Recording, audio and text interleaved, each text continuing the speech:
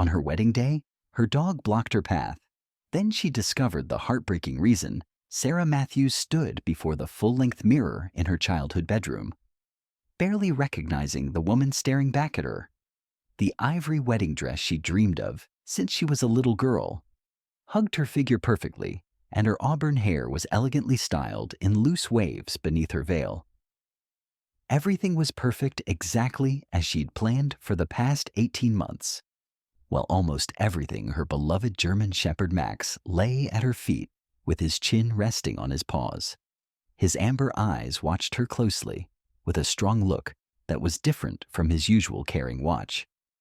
At 13 years old, he had always been by her side through high school, college, and now as an adult. She had saved him from a shelter when he was just an 8-month-old puppy, and in many ways, he had saved her too. What do you think?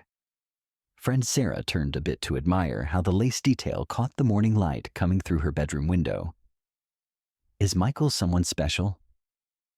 When Sarah's fiancé's name was mentioned, Max's ears perked up, but he stayed still. Normally, he would jump up at the mention of Michael, whom he had come to love over the past 3 years.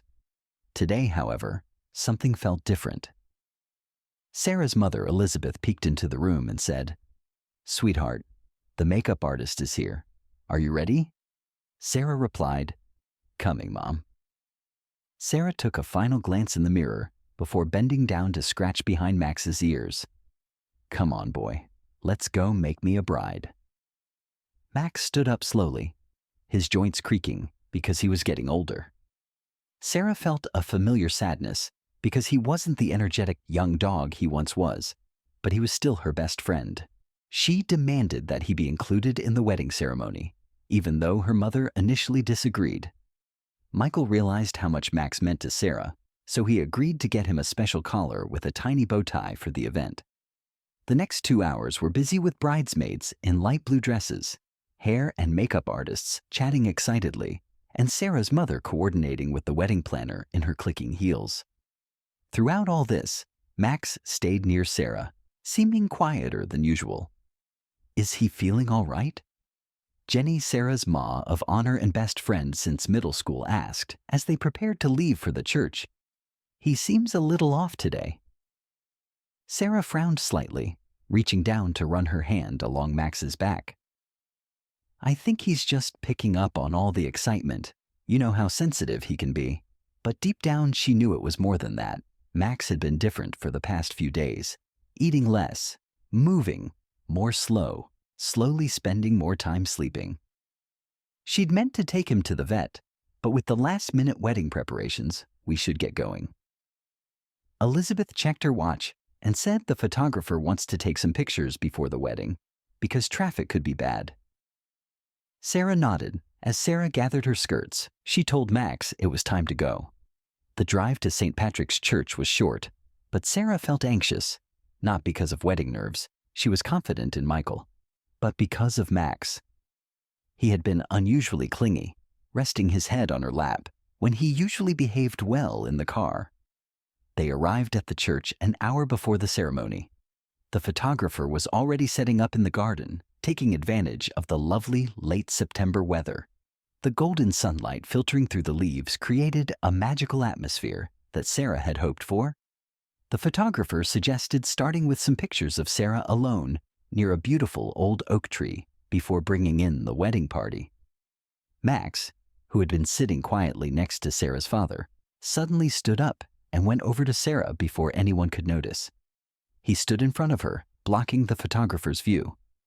"Max, move aside, buddy."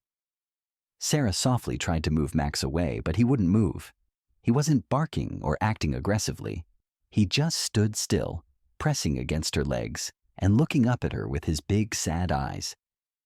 "Max, come here, boy," Sarah's father said, patting his leg. "Maybe he needs to go for a walk," Jenny suggested while reaching for his leash. But when Jenny got closer, Max pressed against Sarah, almost making her lose her balance. "Max, what's the problem?" Sarah knelt down wearing her wedding dress to look into his eyes. That's when she saw something she hadn't noticed before. He was breathing a bit heavily and his legs were shaking. "Sarah, we need to get these photos taken," he said. Her mother sounded a bit frustrated as she said the guests would be coming soon. But Sarah hardly listened. She was focused on Max, who had laid his head on her shoulder. He did this when he wasn't feeling well and needed comfort. His body felt too warm against hers. Something isn't right. Sarah said her voice was cracking and that it's not okay. Jenny knelt next to them and gently placed her hand on Max's side. She could feel his heart beating. Sarah's father moved closer, looking worried. "Should we call the vet?" he asked, but then he remembered the wedding.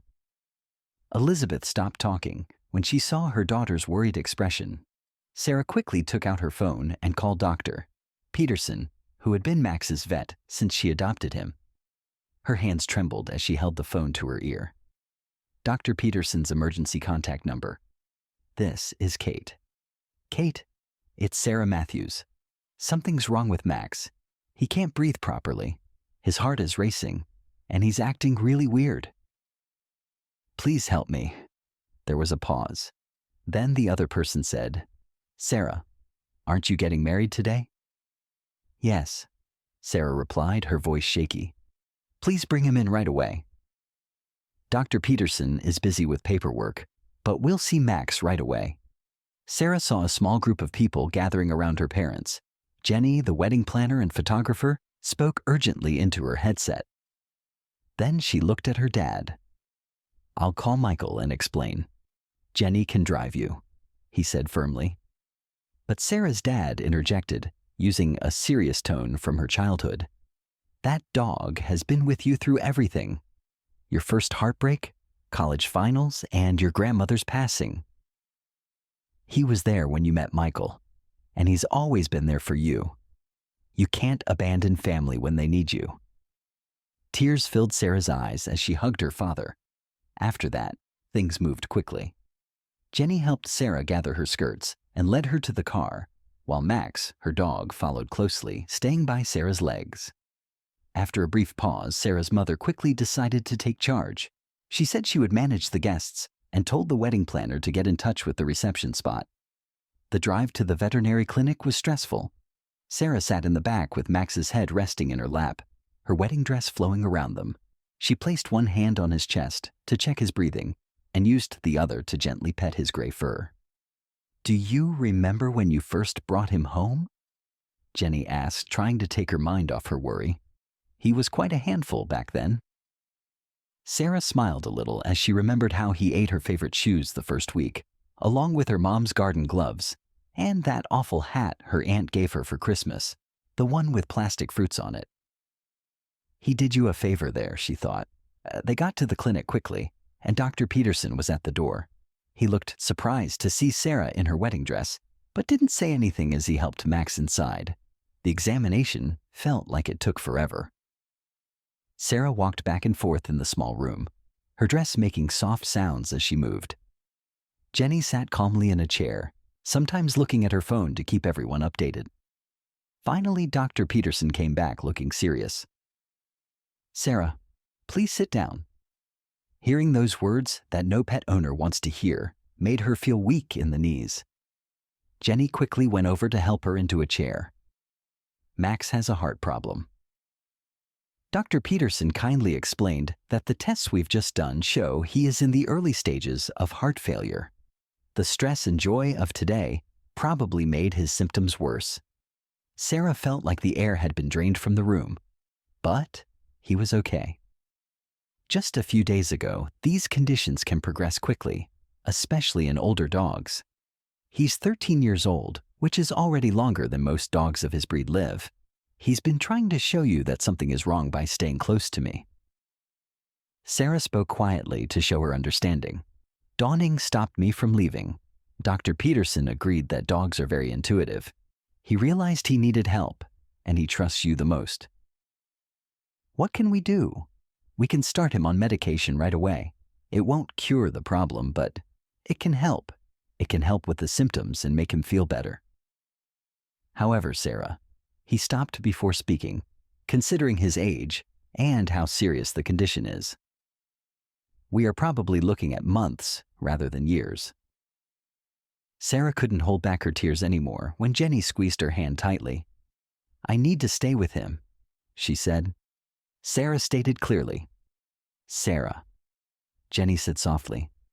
No, you don't understand. When I adopted Max, I promised him he would never be alone when he needed me.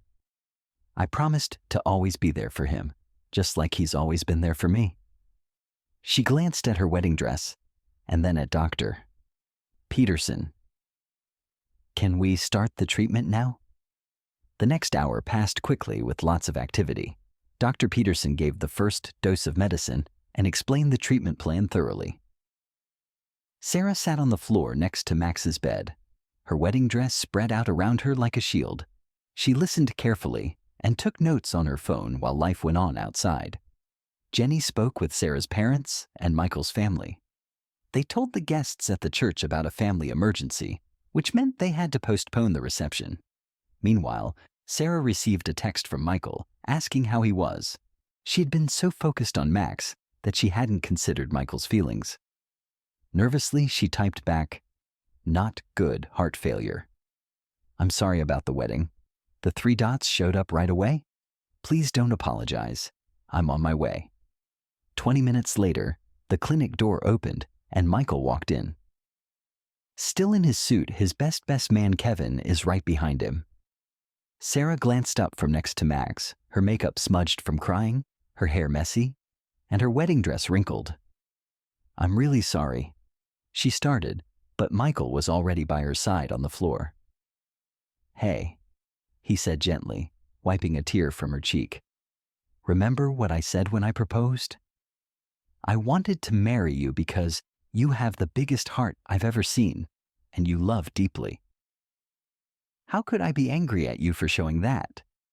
Tears fell from Sarah's face as she leaned against him, but the wedding can wait.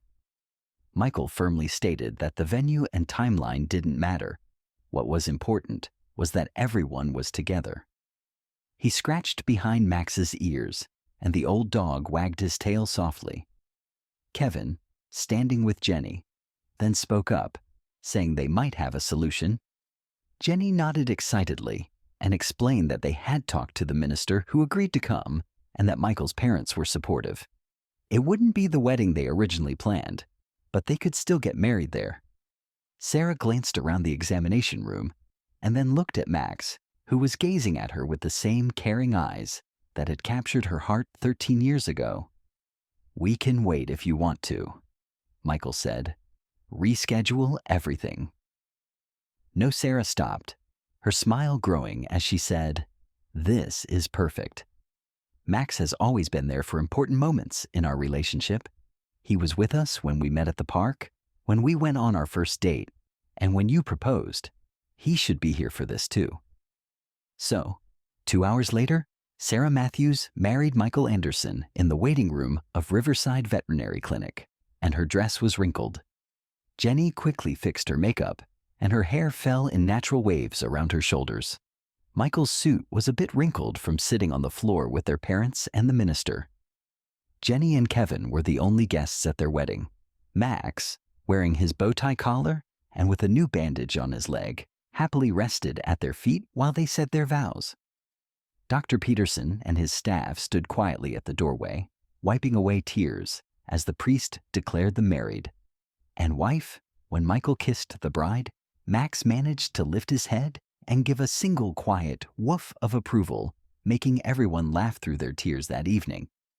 Instead of dancing at their reception, Sarah and Michael sat on the floor of their apartment, with Max between them, sharing takeout Chinese food while still in their wedding clothes. They took turns feeding him small bites of plain chicken that Dr. Peterson had approved. "You know," Michael said, watching as Max gently took a piece of chicken from Sarah's fingers, "when I first met you two at the park that day, I knew Max was part of the package deal. I just didn't realize he'd end up teaching me so much about love." Sarah looked at her new husband with curiosity. "What do you mean?" she asked. "Today was supposed to be perfect, just like I dreamed. But when Max needed you, None of that mattered. You didn't think twice. That's real love, the kind that doesn't care about the details and is there when it counts. That's the kind of love I want for our marriage. Sarah leaned in to kiss him, being careful not to wake Max, who was sleeping between them. "When did you get so wise?" she asked. "I learned from the best," he replied. Michael smiled and nodded at Max. He has been teaching us how to love without conditions. The months that followed were both valuable and challenging. Max had good days and bad days. The medications helped, but they couldn't stop the inevitable progression of his condition. Sarah and Michael adjusted their lives around his needs, taking turns staying home with him when he was too tired to be alone, celebrating the good days with short walks in the park where they'd first met, and comforting him through the harder ones through it all. Max maintained his gentle, loving spirit. He still greeted them at the door when they came home, even if he could only wag his tail instead of jumping up. He still insisted on sleeping next to their bed, still begged for treats with those soulful eyes, and still showed his love in countless small ways on a quiet evening in early spring, almost 6 months after the wedding. Max let them know it was time he'd had a good day. He'd eaten well, enjoyed some sunshine in the backyard, and even played gently with his favorite toy. But as night fell, he became restless, moving from Sarah to Michael and back again, as if making sure they were both there. They called Dr. Peterson, who came to the house in their living room with Max's head cradled in Sarah's lap and Michael's strong hands stroking his back. They said goodbye to the faithful friend who had given them so much thank you. Sarah quietly told Max as he fell asleep, "Thank you for everything. You've been my protector and friend. You helped me find Michael and showed us what love really means. I'm grateful that you chose me all those years ago." Later that night at the shelter, as they went through pictures from their unique wedding day, Sarah stopped on one that Jenny had taken without their knowledge. Sarah and Michael were saying their vows, but instead of looking at each other or the minister, they were both looking down at Max. He was looking up at them with love in his eyes. Sarah said softly, recalling the day at the church when Max wouldn't let her walk down the aisle. She knew he was running out of time and wanted to make sure they understood what really mattered. Michael hugged Sarah, remembering that their wedding day wasn't perfect by traditional standards, but it was perfect for them because of Max. They began their marriage focusing on what really mattered: love, commitment, and supporting each other. A year later, Sarah and Michael stood at the Riverside Animal Shelter, where Sarah had adopted Max 13 years before. After months of mourning Max, they felt ready to love again. "Are you sure about this?" Michael asked, gently holding Sarah's hand. Sarah nodded while touching the locket around her neck that had a small photo of Max. "He taught us a lot about love, and the best way to remember him is to share that love with another dog in need of a home." Inside, they were welcomed by the familiar sounds and smells of the shelter as they walked past the kennels. Sarah remembered the first time she saw Max, a frightened, skinny German Shepherd dog. He captured her heart with just one look. At the end of one row, they found a senior golden retriever in the last cage.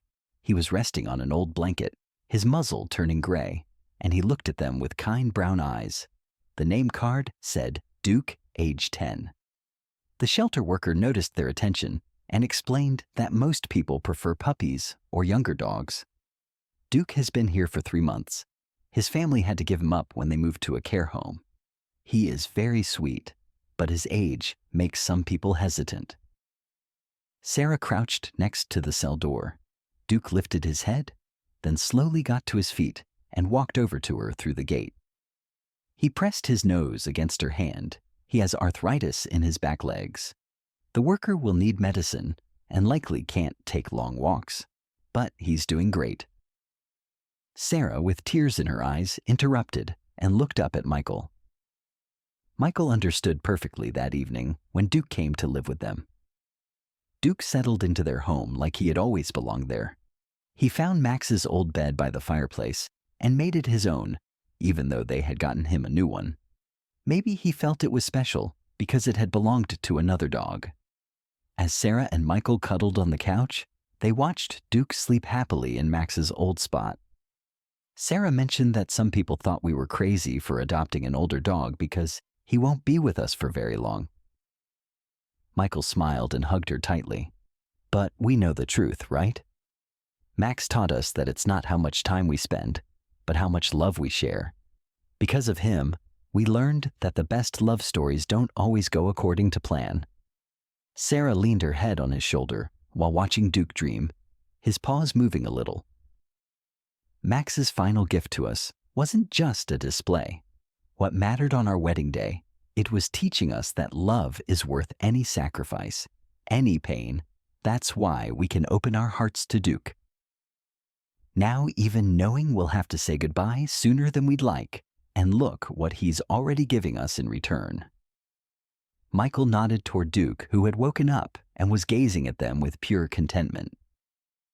He's helping us honor Max's memory by continuing the cycle of love that night as they got ready for bed. Duke followed them upstairs and settled into the same spot where Max used to sleep, right next to Sarah's side of the bed. As she drifted off to sleep, Sarah could have sworn she felt two dogs watching over her. A presence she could touch, and a beloved memory that would live in her heart forever. Years later, Sarah and Michael would tell their children the story of their wedding day, not as a tale of plans gone wrong, but as a beautiful lesson about love, loyalty, and what truly matters in life. They would show them the photos of that day at the vet clinic, point out the old German shepherd with the bow tie collar who had changed their lives forever, and explain how sometimes the most precious moments come wrapped in unexpected packages. And through it all, they kept their promise to live. The kind of love Max had taught them, unconditional, unwavering, and always ready to put what matters most ahead of any perfect plans in their living room. Next to their wedding photo, they hung a simple plaque that read, "Sometimes love means changing."